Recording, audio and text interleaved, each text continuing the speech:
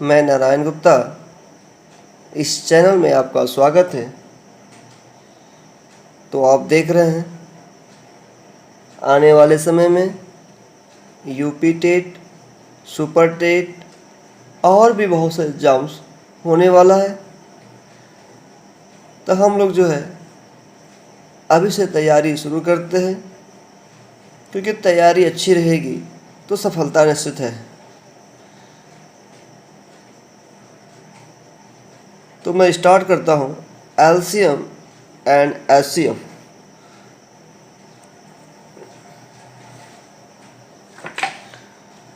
तो सबसे पहले हम कुछ टर्म्स को देखेंगे।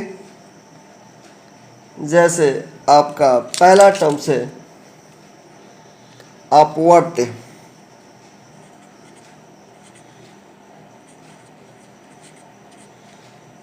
अपवर्त क्या होता है? तो इसे अंग्रेजी में मल्टीप्ली या फिर हम गुणज भी कहते हैं। तो इसकी परिभाषा किसी दी गई संख्या से पूर्णतया विभाजित होने वाली समस्त संख्याओं को उस संख्या का अपवर्त कहते हैं। तो जैसे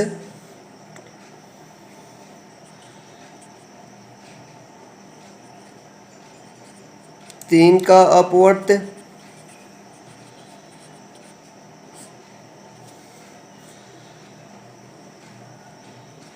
3, 6, 9, 12, 15 हम 3 से जो है मल्टीप्लाई अर्थात 3 का पहाड़ा भी लिख सकते हैं। जो संख्या है 3 से विभाजित हो जाए वो सभी जो है 3 का अपवर्त या 3 का गुणज कहलाता है। एक एग्जाम्पल हम लोग और देखते हैं। 4 का अपवर्त है तो 4, 8, 12, 16, 20 डॉट डॉट डॉट। अब जो है दूसरा टर्म अपवर्तक।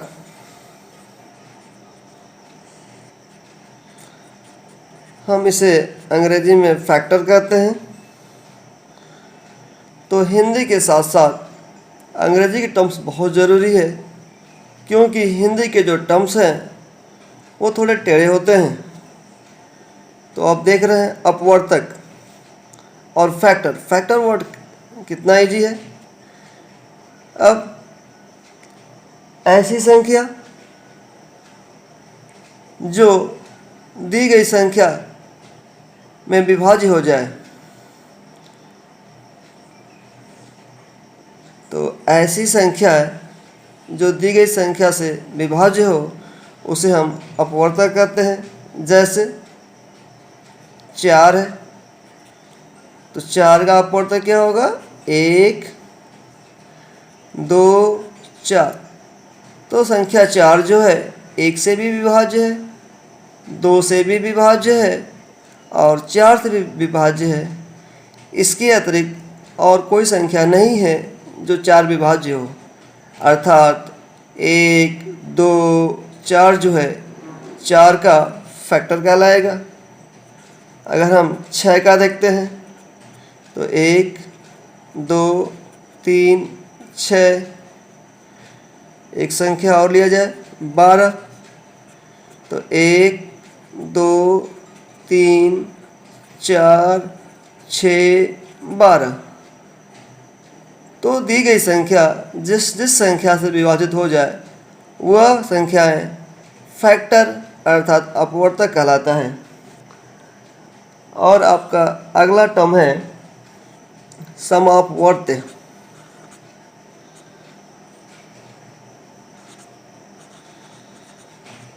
समापवर्त, अब इसे हम कहेंगे अंग्रेजी में कॉमन मल्टीप्ली।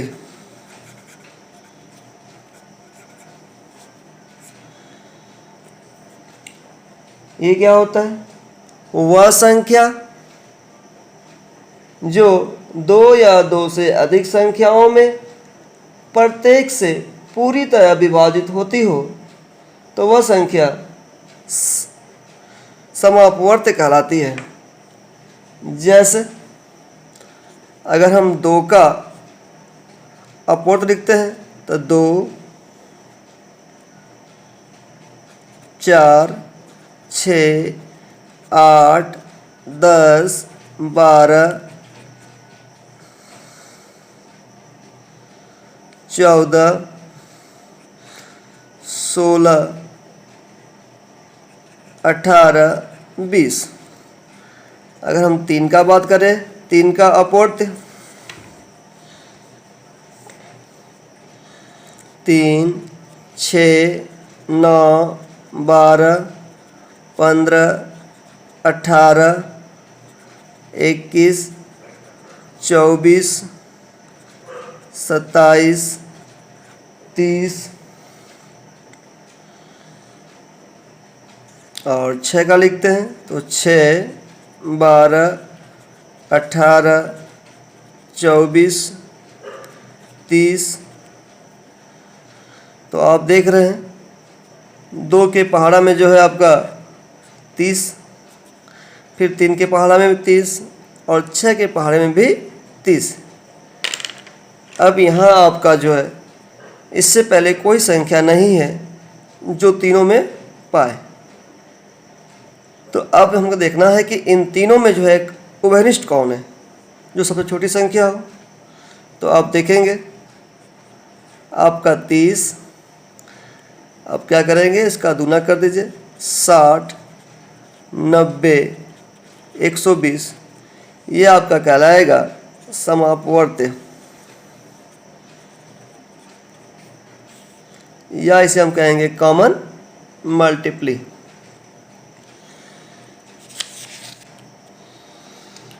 तो हम देखते हैं अपने टॉपिक पे आते हैं। ये कुछ टर्म्स थे जो आपको क्लियर हो गया होगा। तो सबसे पहले हम लोग बात करेंगे एलसीएम। एलसीएम को जो इसका पूरा नाम जो होता है लोएस्ट कॉमन मल्टीप्ली, या इसे हम लघुत्तम समापवर्त भी कहते हैं। तो एलसीएम लोएस्ट का मतलब ही होता है छोटी से छोटी। तो हम इसे डिफाइन करते हैं छोटी से छोटी संख्या जो दी गई संख्या से पूर्णतया विभाजित हो, लघुत्तम समापवर्त कहलाती है।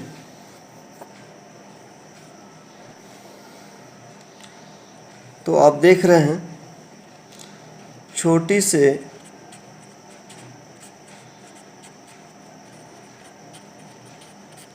छोटी संख्या जो दी गई संख्या से पूर्णतः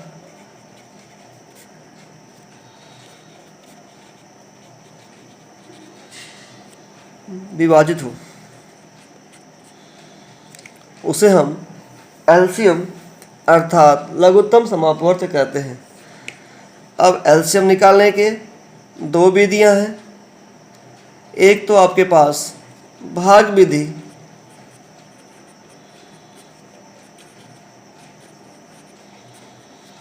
और दूसरा है गुणनखंड विधि। तो हम देखते हैं सबसे पहले जो है भाग विधि, या इसे कहते हैं डिवीजन मेथड। हम एक एग्जाम्पल लेते हैं।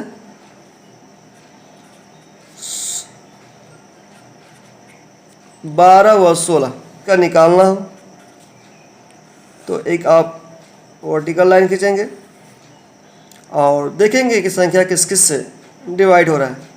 तो 2 से 2 छक्का 12, 2 अठे 16,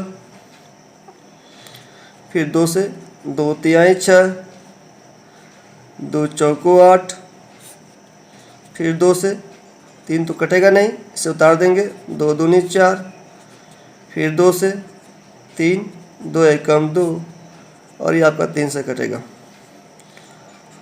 और बताना इसका एलसीएम, तो 2 इंटू 2 इंटू 2, काउंट कर लीजिए, 1 2 3 4, और आपका 1 3 है। तो 2 दूनी 4, 4 दूनी 8, 8 दूनी 16, 16 तियाँ 48, तो आपका एलसीएम हो गया 48। अब हम इसे निकालते हैं गुणनखंड विधि से।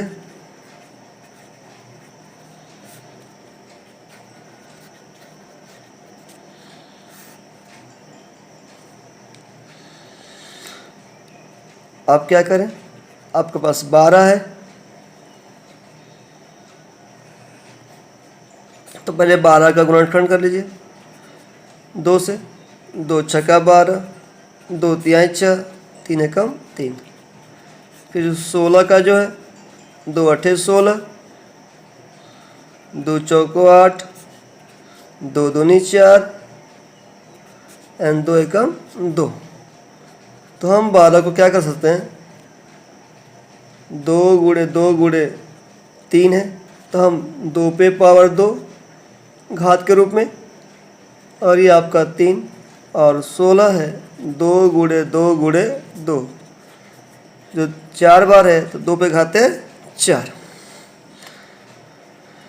अब इसका एलसीएम जो है, यहाँ आप देख रहे हैं 2 पे पावर 2 है और 2 पे पावर 4 है। तो जब भी एलसीएम लिखना हो, जो सबसे बड़ा घात रहेगा उसे लिखेंगे, तो 2 पे 4। अब देखिए यहाँ पे 3 एक बार है, इसमें तो है ही नहीं, तो 3 को हम एक ही बार लिखेंगे, और 2 पे 4 पे जो वैल्यू है उसका आपका 16 हो जाएगा, तो 16 तियाँ 48। तो आप देख रहे हैं बहुत ही आसान है, बिल्कुल हम जीरो लेवल से स्टार्ट कर रहे हैं। जिसको जो पहले से नहीं जानता है, अगर वो ध्यान देगा तो समझ सकता है। देखते हैं एचसीएफ। एचसीएफ इसका फुल फॉर्म होता है हाईएस्ट कॉमन फैक्टर, या महत्तम समावर्तक कहा जाता है, या इसी का एक दूसरा नाम है जीसीएफ। ये क्या होता है, ग्रेटेस्ट कॉमन फैक्टर। तो हम देखते हैं, इसे समझने का प्रयास करते हैं। मस क्या होता है, तो उसे अधिक संख्याओं का वह उभयनिष्ठ गुणनखंड जो सबसे बड़ा हो, उन संख्याओं का एचसीएफ कहलाता है। तो हम लोग एग्जाम्पल के माध्यम से देखते हैं। जैसे हमने अभी एक एग्जाम्पल लिया था 12 व 16, तो अब क्या करेंगे, 12 का भी आपने फैक्टर किया, तो हम 12 को 2 गुणे 2 गुणे 3 लिख सकते हैं, या 2 पे खाते 2 गुणे 3, और 16 जो है 2 गुणे 2 गुणे 2 गुणे 2, तो 2 पे खाते 4। अब यहाँ पे क्या करना है, हमें कॉमन देखना है। अगर हम कॉमन देखेंगे तो यहाँ पे आपका 2 पे पावर 2 है, और यहाँ पे 2 पे पावर 4 है। तो छोटी संख्याएं जो है उभयनिष्ठ होता है, अर्थात हम कह सकते हैं 2 पे पावर 2। पहली संख्या में 3 तो है, लेकिन दूसरी संख्या में 3 आपका नहीं है, तो इसका मतलब दोनों में उभयनिष्ठ जो है 2 पे खाते 2, अर्थात इसे हम 2 गुणे 2 लिख दें, तो ये आपका 4। तो 4 आपका क्या हो जाएगा, एचसीएफ हो जाएगा। और ये आपका जो तरीका है ये गुणनखंड विधि से है। यहाँ पे भी हम 2 विधियों का प्रयोग कर सकते हैं, एक गुणनखंड विधि से और दूसरा जो है भाग विधि से। तो अगर हम भाग से देखें, तो अगर देखेंगे आप 16 जो है 12 से बड़ी है, तो छोटी संख्या से हम बड़ी संख्या में भाग देंगे। तो 12 एकम 12, 6 में से 2 घटाएंगे तो आपका 4, फिर जो बची है उसमें 12 में भाग दीजिए तो 4 तिहाई 12, यहाँ पूरी संख्या कट गई। तो ये 4 जो है आपका क्या कहलाएगा, HCF। तो ये आपका जो है भाग विधि है। एक आध एग्जाम्पल हम लोग और लेते हैं।